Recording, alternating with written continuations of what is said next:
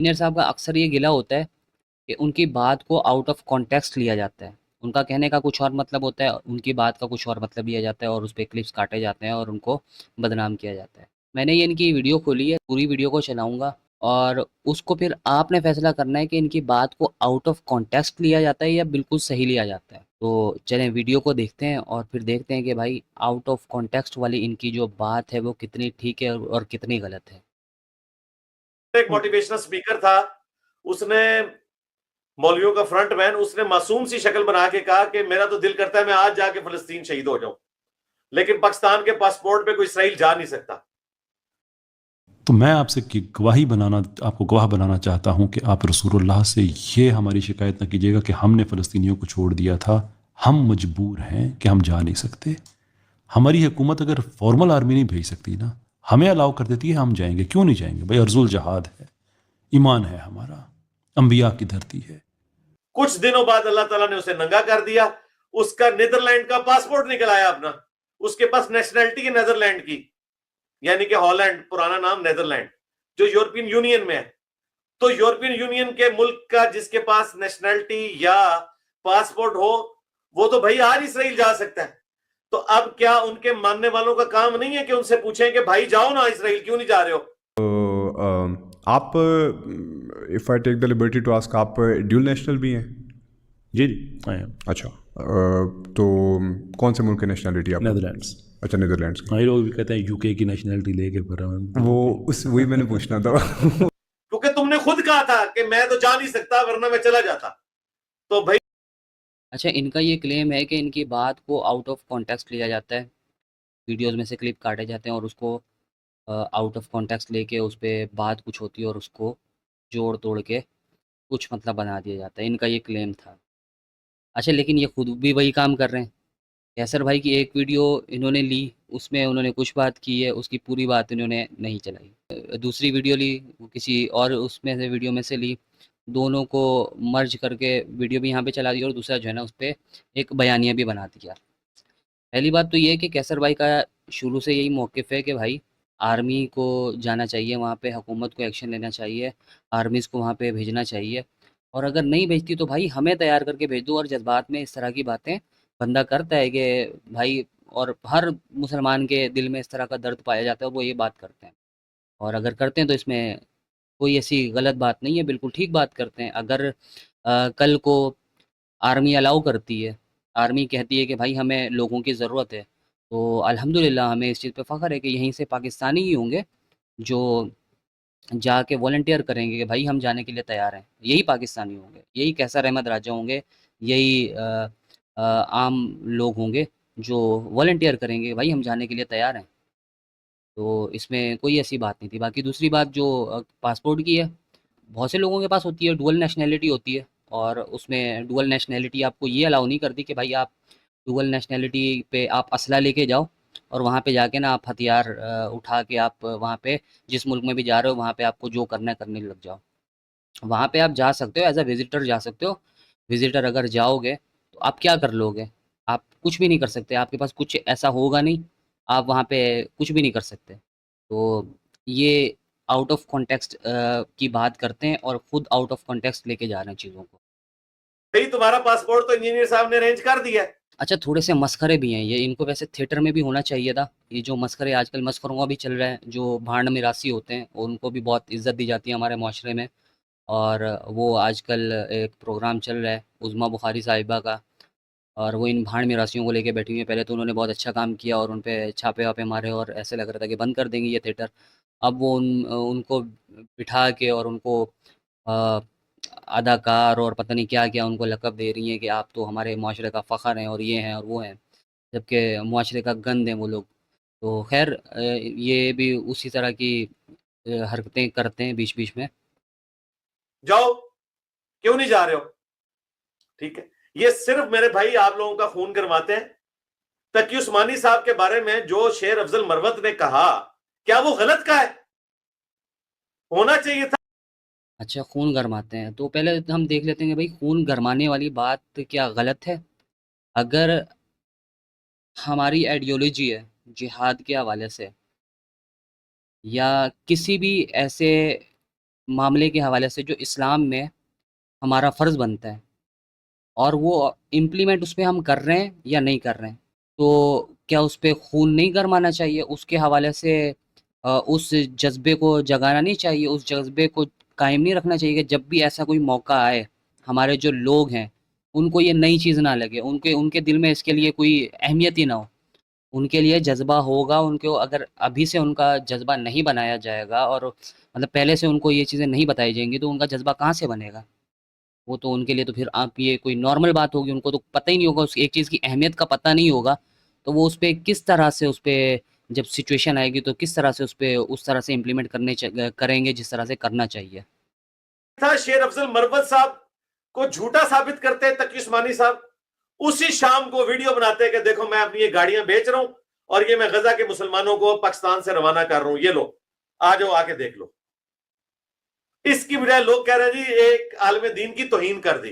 वो आलम दीन जब दावे इतने बड़े बड़े करेगा तो तौहीन तो ऑटोमेटिकली होगी ना, ठीक है। जब आप इतनी बड़ी बड़ी छोड़ेंगे जो आपसे संभाली ना जाए तो फिर आपके साथ यही कुछ होगा। और फिर जो रियलिटी बताता है उसके खिलाफ कैसा प्रोपेगेंडा करते हैं ये लोग, बेशर्मी के साथ आउट ऑफ कॉन्टेक्स्ट मेरी वीडियोस काटते हैं आउट और मुझे आउट ऑफ कॉन्टेक्स्ट।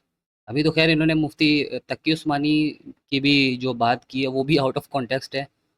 उन्होंने भी कोई ऐसी बातें नहीं की हुई। उन्होंने एक फ़तवा दिया था और फ़तवा भी आधा-अधूरा दिया, बहुत से लोगों को उस पे इख्तलाफ है कि इस तरह का फ़तवा नहीं देना चाहिए था।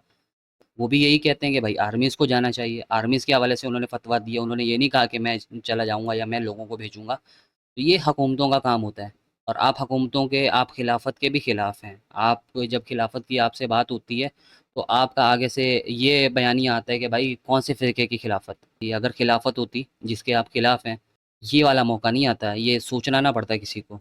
ये इम्प्लीमेंट हो चुकी होती चीज़ें जो तकी उस्मानी साहब बात कर रहे हैं, जो साहिल अदीम साहब बात कर रहे हैं या जो कैसर अहमद राजा साहब बात कर रहे हैं। जोड़ रहे हैं कि मैं जनाब ट्रंप के बयानियों को लेकर चल रहा हूं, मैं लानत भेजता हूं जी ट्रंप के ऊपर भी और उसके नजायज बच्चे इसराइल के ऊपर भी लानत भेजता हूं। और यहां पे भी जो मौलवी और उनकी जो जायज औलादे हैं जो मेरे ऊपर झूठे इल्जाम लगाते हैं उन पर भी लानत भेजता हूं। मैंने क्यों उन्हें सपोर्ट करना है? मैंने तो एज ए लास्ट रिजल्ट ये ऑप्शन पेश किया था कि अगर मुसलमान मुल्क लड़ने के काबिल नहीं है ना, जो नजर भी आ रहा है, तो as a last result 57 Islamic मुल्क है, मुआखात करें जो रसूलुल्लाह ने की थी। क्या रसूलुल्लाह सल्लल्लाहु अलैहि वसल्लम ने नऊज़ बिल्लाह को बुज़दिली दिखाई थी? जो अच्छा, इसमें सबसे पहली बात तो ये पैदा होती है कि भाई आपको कैसे पता कि 57 ममालिक जो हैं वो लड़ने के काबिल नहीं है? आप क्या उनके जर्नैल हो? 57 ममालिक की जो आर्मीज़ हैं वो आपको रिपोर्ट करती हैं कि उनके पास कितना असला है, कौन-कौन सी चीज़ें उनके पास हैं, कौन-कौन सा उनके पास जो रिसोर्सेज़ हैं वो हैं और कौन-कौन से नहीं हैं? आप कैसे फैसला कर सकते हो कि वो लड़ने के काबिल नहीं है? लड़ने के काबिल हैं, लड़ नहीं रहे वो एक अलग बात है। आप यहाँ पे बैठ के आप ग्राउंड रियलिटीज़ पे बात करते हो तो ग्राउंड रियलिटीज़ पे आप इस तरह से बात करोगे कि आप बैठे-बैठे जो भी आपको आपके ज़हन में आता है और जो भी आपके दिल में आता है आप उसको ग्राउंड रियलिटी बना के पेश कर दो।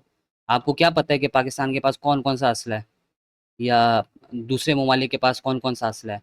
हाँ, वो एक अलग बात है कि वो जो ममालिक हैं उनके जो हुक्मरान बैठे हुए हैं वो उस तरह के नहीं हैं। वो मुसलमान ममालिक के हुक्मरान तो हैं लेकिन उनमें मुसलमानों वाली बात नहीं है, वो एक अलग बात है। तो मुहाजिर बुलवा लिए थे मदीना शरीफ, ठीक है। तो हिजरत करना कोई बुरी चीज नहीं है। एज ए लास्ट रिजॉर्ट इस वक्त जरूरत है क्योंकि वो तो मार देंगे उनको। 80 लाख के करीब अभी रिसेंटली मेरे चैनल पे एक पॉडकास्ट अपलोड हुई है, वो मैंने वकास भाई हैं उनके साथ की थी।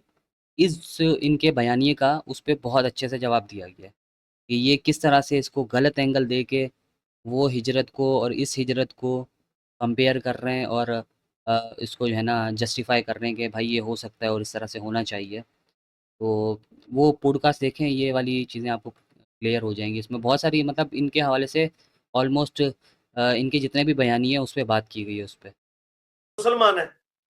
हाँ, जो मुजाहिदीन है जिनके पास हुनर है, लड़ना चाहते हैं, वो बेशक उधर रहे, लेकिन वो तो आटे में नमक के बराबर भी नहीं है।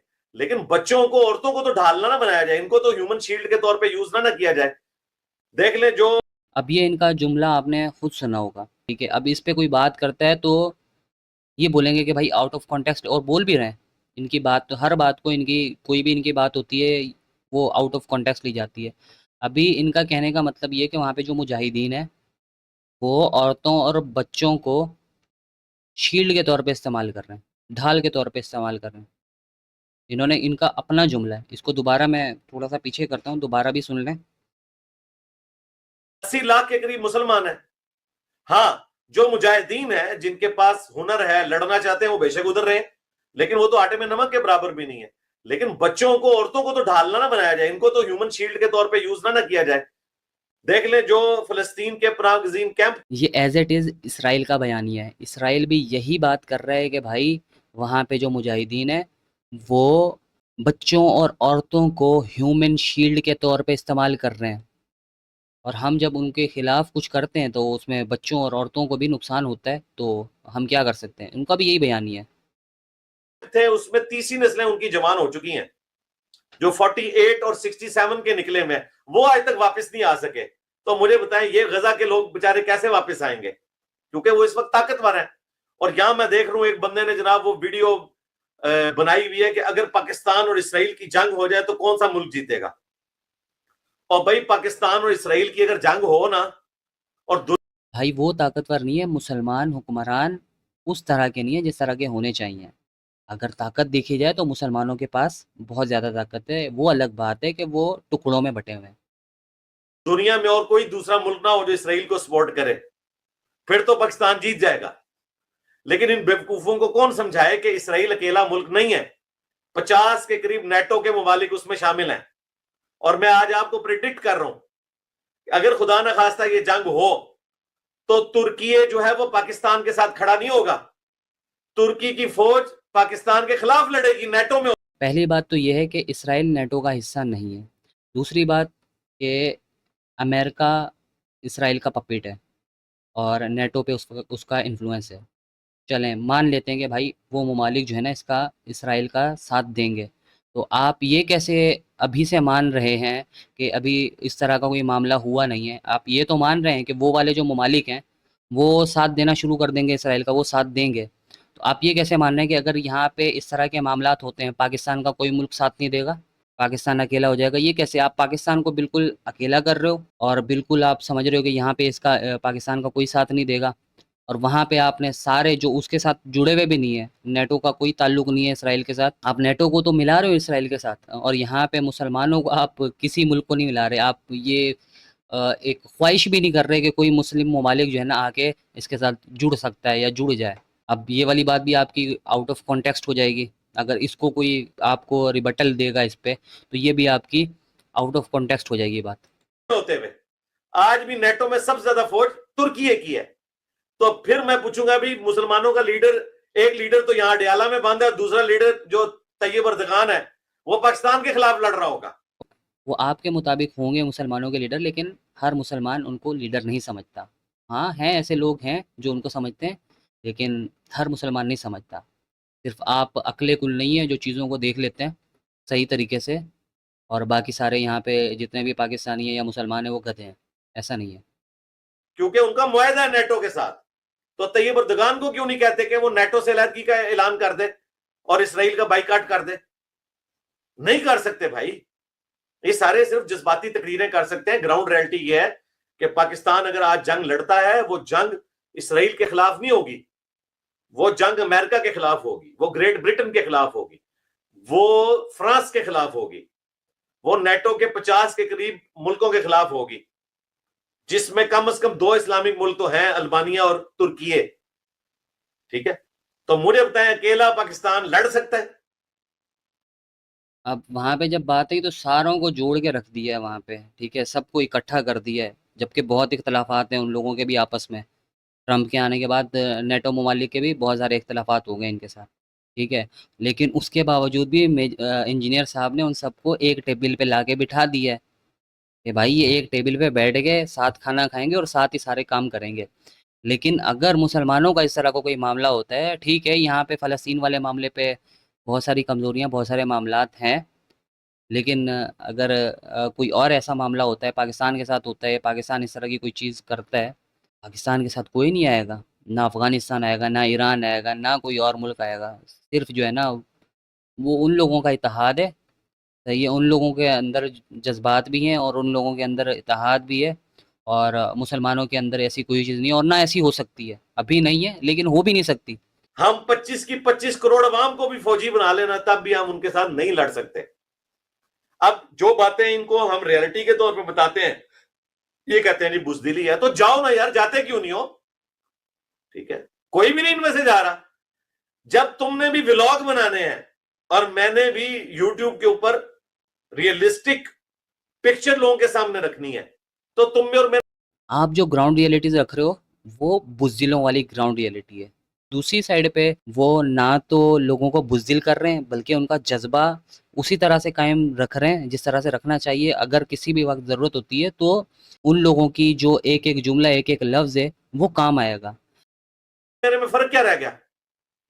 मुझे झूठा साबित करो, तकी उस्मानी साहब को कंधों पे उठाओ, मुफ्ती मुनीब को कंधों पे उठाओ और पैदल जो है बॉर्डर क्रॉस कर जाओ यार। मुझे झूठा साबित करो, या इनके बच्चे जाएं वहां पे, कोई भी नहीं जाएगा भाई। ये सिर्फ मुसलमानों का लहू गरमाते हैं, ग्राउंड रियलिटी से बिल्कुल दूर है। और जो इन्हें हकीकत बताता है कि भाई ये, उसे कहते हैं जिहाद के मुनकर है। भाई जिहाद का मुनकर तो है ही काफिर। लेकिन हम आपको बता रहे हैं कि जिहाद फर्ज किस वक्त होता है, और अगर जिहाद फर्ज हो जाए तो उस वक्त आपने मामलात को कैसे लेके चलना होगा। ठीक है, इस्लाम ने उन चीजों की शराइत रखी, उनके साथ होगा, ना कि ये कि आपने जज्बाती तौर पे सुल्तान राय की तरह बेलचे के ऊपर जो है वो गोलियों को रोकना है। वो सुल्तान राय रोक सकता है भाई, या कोई सूफी बुजुर्ग रोक सकते हैं, हम बेलचों पे गोली नहीं रोक सकते भाई। हमें अल्लाह ताला ने ये जिंदगी इसलिए नहीं दी है कि हम जो है वो किसी ऐसे सिस्टम का हिस्सा बन जाएं कि जिसमें ना दुनिया की कामयाबी हो और ना आखिरत की कामयाबी हो। अल्लाह ताला ने हमें अकल दी है, हमने अकल और शऊर को इस्तेमाल करके अपने मामलात को लेके चलना है। ठीक है, तो मैंने मुआखात का जो एक कॉन्सेप्ट दिया, वो एज ए लास्ट रिजॉर्ट दिया था, और वो भी उन लोगों के लिए जो आम है, 80 लाख के करीब लोग, और उसके पीछे पूरा ट्रैक रिकॉर्ड है। 1948 के निकले हुए आज तक वापस नहीं आ सके फिलिस्तीन, 1967 के आज तक वापस नहीं आ सके। ये जो बेचारे निकले हुए हैं, ये जब वापस आते हैं ऊपर से बम मारते हैं, इनको शहीद कर देते हैं। तो भाई इस वक्त जान बचाना फर्ज है। इन लोगों को तो कम से कम मुसलमान मुल्क जो है पनाह दे, और जो लड़ने वाले मुजाहिदीन हैं, जो कॉन्फिडेंट हैं, वो अपने मिशन को जारी रखें। उनको कौन कह रहा है कि वो जो है वो अपना मिशन छोड़ देना, नाऊज़ु बिल्लाह। लेकिन औरतों और बच्चों को तो ढालना ना बनाया जाए, इनको तो तख्ता मश्क ना बनाया जाए। फिर ये वही ढाल वाली बात कर रहे हैं। इस तरह मेरी बातों को आउट ऑफ कॉन्टेक्स्ट काटते हैं और फिर बेइज्जत होते हैं। मुझे भी लोग ईमेल कर रहे हैं, जी इंजीनियर साहब आपने क्या कह दिया। जब मैं उनको पूरी वीडियो भेजता हूं, फिर वो कहते हैं कि यार ये कैसे लोग हैं। तो फिर मैं इनको बताता हूं कि अल्लाह ताला ने मेरे जरिए सूफियों के चेहरे बेनकाब किए, अल्लाह ने हमारे प्लेटफॉर्म के जरिए मोटिवेशनल स्पीकर्स को नंगा कर दिया, मौलवियों के फ्रंटमैन लोग जो सिर्फ वीलॉग बनाने और अपने डॉलर्स पूरे करने के लिए बैठे हुए हैं यहाँ पे, उनको बेनकाब कर दिया। अल्लाह का शुक्र है, हम पूरी सच्चाई के साथ, ईमानदारी के साथ जिस चीज को सही समझते हैं वो पब्लिक के सामने रखते हैं। मैं भी ये सारी मक्कारी कर सकता था यार, अगर तकी उस्मानी नहीं गया, ठीक है जी, कोई फ्रंटमैन नहीं गया जिहाद के लिए, कोई मोटिवेशनल स्पीकर नहीं गया, तो मैं भी ना जाता और मैं भी इनकी तरह बातें करना शुरू कर देता। लोग आज वो ऐसे जनाब कह रहे थे इंजीनियर साहब ने क्या तकरीर कर दी। लेकिन इंजीनियर मुनाफिक नहीं है ना भाई, इंजीनियर को अपनी कब्र आखिरत की फिक्र है ना भाई। इंजीनियर को पता है कि अल्लाह तो मेरे दिल के हाल को जानता है ना, मैं क्या धोखा दे रहा हूं अवाम को, मैं हाथी के दांत क्या शो कर रहा हूं। तो जो मेरे दिल में था, जो कुरान और सुन्नत की रोशनी में हक बात थी, मैंने बताई, चाहे वो पब्लिक को बुरी लगे या अच्छी लगे। मैंने तो इतनी जो है वो पॉपुलर पॉलिटिकल जमात का लिहाज नहीं किया जो कल्ट बन चुकी थी और उनका लीडर, और अल्लाह ने उनके मुकाबले में हमें सुरखरू किया। मौलवी तो शाही कोई नहीं है, ये तो वैसे ही आखिरी सांस ले रहे हैं और उनके मानने वाले। ठीक है, और ये अभी ये मैंने पूरा हिस्सा जो है ना मैंने कंटिन्यूअसली चलने दिया है, क्योंकि इसमें तकरीबन रिपीटेड बातें थी, पिछली बातें थी। अब मैं आप लोगों से जानना चाह रहा हूँ कि जितनी भी इन्होंने बात की है, उसमें जितनी भी इनके खिलाफ बातें हो रही हैं, उसमें से कोई भी बात आउट ऑफ कॉन्टेक्स्ट हुई है? और दूसरी जो ये बात कर रहे हैं कि मैं कुरान और सुन्नत के ऐन मुताबिक बात कर रहा हूँ और इस टॉपिक को भी उसी तरह से एड्रेस कर रहा हूँ, तो अल्हम्दुलिल्लाह अल्हम्दुलिल्लाह आजकल हर मुसलमान बेसिक नॉलेज इस्लाम के हवाले से रखता है। आप लोगों को क्या लगता है इस्लाम के बेसिक उसूलों से मिलती-जुलती हैं इनकी बातें? जब ये ग्राउंड रियलिटी की बात करते हैं तो क्या तौहीद वहाँ पे आपको कहीं नज़र आती है? कहीं से आपको ऐसा लगा है कि ये जो इस्लाम के बेसिक नज़रियात हैं, इतना हर कोई समझता है कि ये इस्लाम के नज़रियात के मुताबिक बात कर रहे हैं। हर बंदा जो इनके खिलाफ बात करता है ये कहते हैं कि भाई आउट ऑफ कॉन्टेक्स्ट बात की गई है। सोचने वाली बात है, एक पूरी उम्मत जिसमें बहुत सारे इख्तलाफात हैं, बहुत सारे फ़िरके हैं, बहुत सारे इख्तलाफात हैं, लेकिन इस मौके पे, इस सिनेरियो में हर बंदा एक ही इस टॉपिक पे एक ही पेज पे है। लेकिन ये बंदा बिल्कुल साइड पे खड़ा हुआ है और साइड पे सिर्फ खड़ा नहीं हुआ, अगेंस्ट खड़ा हुआ है। जो इनके फॉलोअर्स हैं, मैं उनसे अभी आएँगे, कमेंट्स भी करते हैं, तो मैं उनसे कहूँगा कि भाई अपना दिमाग खोलो, खुद अंडरस्टैंड करो चीज़ों को, पढ़ना शुरू करो, समझना शुरू करो। उसके बाद आपको पता चलेगा कि भाई ये कितना बड़ा धोखा दे रहे हो, आपको किस तरह की आपकी मेंटालिटी बना रहे हैं।